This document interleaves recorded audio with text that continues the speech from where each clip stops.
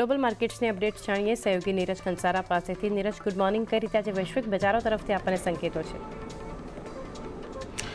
જી ચારની good morning. આજના દિવસે આપણને થોડા ઘણા મિશ્ર સંકેતો જ ખાસ કરીને વૈશ્વિક બજારથી મળી રહ્યા છે। જુઓ, ગઈકાલે આપણને સૌથી પહેલાં યુએસના બજારો પર વાત કરી લઈએ તો જુઓ, ગઈકાલે આપણને લગભગ ડાઉ જોન્સમાં 301 પોઈન્ટનો ઉછાળો જોવા મળ્યો, નાસ્ડેક એક 0.5% તેજી જોવા મળી, S&P 500માં પણ એક તેજી સાથેનો જ કારોબાર ખાસ કરીને આપણને જોવા મળ્યો છે। એટલે અમેરિકાના બજારો ગઈકાલે સારી તેજી સાથે બંધ થયા અને એમાં પણ ખાસ કરીને ડાઉ જોન્સમાં જે 300 પોઈન્ટની તેજી આવી એ ઘણી મહત્ત્વની ગઈકાલે અહીંયાથી આપણને રહેતી જોવા મળી। બીજી તરફ સતત છઠ્ઠા દિવસે ગ્રીન ઝોનની અંદર આપણને S&P 500નું ક્લોઝિંગ આવતું જોવા મળ્યું છે અને 2 એપ્રિલના નીચલા સ્તરોથી નાસ્ડેકમાં પણ લગભગ આપણને 100 અંકોની એક રિકવરી આવતી જોવા મળી છે। એટલે એના પર એક ફોકસ ખાસ કરીને રાખવાનું છે।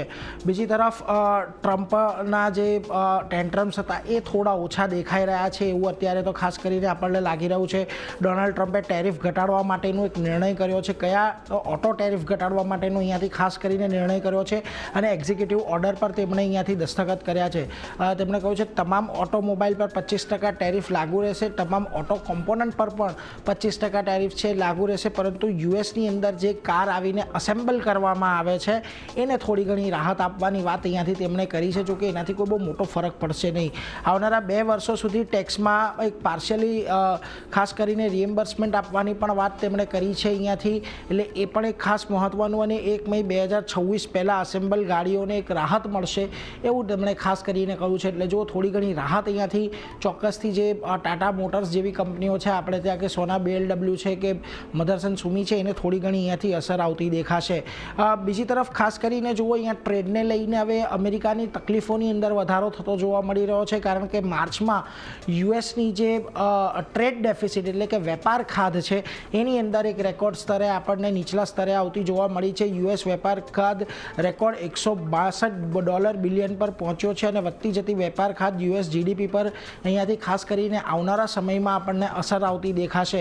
બીજી તરફ કન્ઝ્યુમર કોન્ફિડન્સ 5 વર્ષના નીચલા સ્તરે અહીંયાથી પહોંચી ગયા છે અને યુએસમાં નોકરીની તકો સપ્ટેમ્બર 2024 પછી સૌથી ઓછી થઈ ગઈ છે અને ઓક્ટોબર 2024 પછી નોકરી મેળવવામાં ખાસ કરીને મુશ્કેલીઓ થતી જોવા મળી રહી છે। જુઓ, યુએસમાં જોબ ઓપનિંગના ખાસ કરીને આંકડા જોઈશું તો આપણને ખબર પડશે કે દર મહિને અહીંયા આપણને ઘટાડો આવતો જોવા મળ્યો છે। ઓક્ટોબરમાં જે જોબ ઓપનિંગ 7.62 મિલિયનની આજુબાજુ હતી, નવેમ્બરમાં જે 8 મિલિયન પર પણ પહોંચી હતી, ઘટીને અત્યારે 7.19 મિલિયન પર આપણને પહોંચતી જોવા મળી રહી છે। એટલે એના પર એક ખાસ ધ્યાન રાખવાનું છે।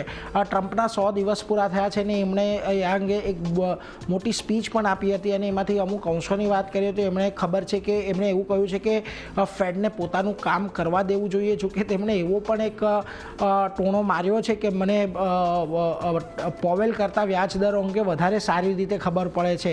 બીજી તરફ એમણે ચીન પર પણ વાત આપતા કહ્યું કે ચીન પર લગાવેલો જે ટેરિફ છે એ એકદમ અહીંયાથી યોગ્ય રહેતો જોવા મળી રહ્યો છે અને ટેરિફ ઘટાડવો કે નહીં એ હવે ચીનના વલણ પર ખાસ કરીને નિર્ભર રહેશે એવું એમનું કહેવું છે। આ સાથે જ તેમણે ભારતની ડીલ અંગેની પણ વાત કરી અને કહ્યું કે ભારત સાથે વાતચીત ઘણી સારી ચાલી રહી છે અને જલ્દી ભારત સાથે કરાર થવાની આપણે ઘણા નજીક પહોંચી ગયા છીએ એવું તેમનું કહેવું છે।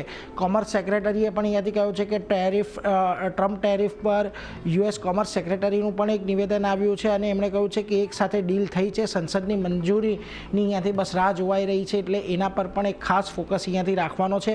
આ બધા વચ્ચે યુએસ GDPના આંકડા પર આપણી નજર રાખવાની છે। Q1માં GDP 0.3% ગ્રોથની લઈને 2.4%ના એક ઘટાડાનું અનુમાન અહીંયાથી આપણને રહેતું જોવા મળી રહ્યું છે। એટલાન્ટા ફેડ અનુસાર Q1 GDPમાં લગભગ 2.2%નો ઘટાડો આવી શકે છે અને જો ઇમ્પોર્ટ સામાન્ય થઈ તો Q2માં એક રિકવરીની સંભાવના છે એવું તેમનું ખાસ કરીને કહેવું છે। એટલે અહીંયાથી GDPના આંકડા પર પણ આવનારા સમયમાં નજર રહેશે। પરંતુ આ બધાની વચ્ચે આજે જુઓ, તમને એશિયાના બજારો તરફથી કોઈ બહુ વધારે ઉત્સાહ જોવા નથી મળી રહ્યો। આજના દિવસે નિક્કેઈમાં આપણને એક તેજી જોવા મળી રહી છે, પરંતુ ફ્લેટ ટુ પોઝિટિવ કારોબાર ઓલમોસ્ટ છે।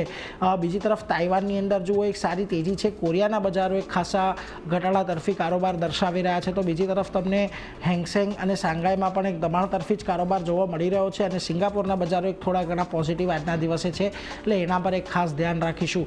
પરંતુ આજે ગિફ્ટ નિફ્ટી તરફથી જે સંકેતો મળી રહ્યા છે એ ઘણા મહત્વના છે. જો ગઈકાલે આપણે ઓલમોસ્ટ ફ્લેટ લેવલ પર બંધ થતા જોવા મળ્યા હતા. 24,400નું લેવલ છે. કેશ લેવલ પર આપણને થોડું અત્યારે રેઝિસ્ટન્સ બનતું દેખાઈ રહ્યું છે અને આજના દિવસે જુઓ 24,425ની સામે 24,325 પર ગિફ્ટ નિફ્ટી ખુલવાના સંકેત મળી રહ્યા છે, એટલે 101 પોઈન્ટનો ઘટાડો આપણે આજના દિવસે જોવા મળશે. એટલે આજની જે આપણે છેલ્લા ઘણા દિવસથી એક રેન્જ બની ગઈ છે, નીચેમાં 24,000 ઉપરમાં 24,400, એની જ વચ્ચે આજની એક્સપાયરી રહે એવા એક અપેક્ષા બનતી દેખાઈ રહી છે ચારની.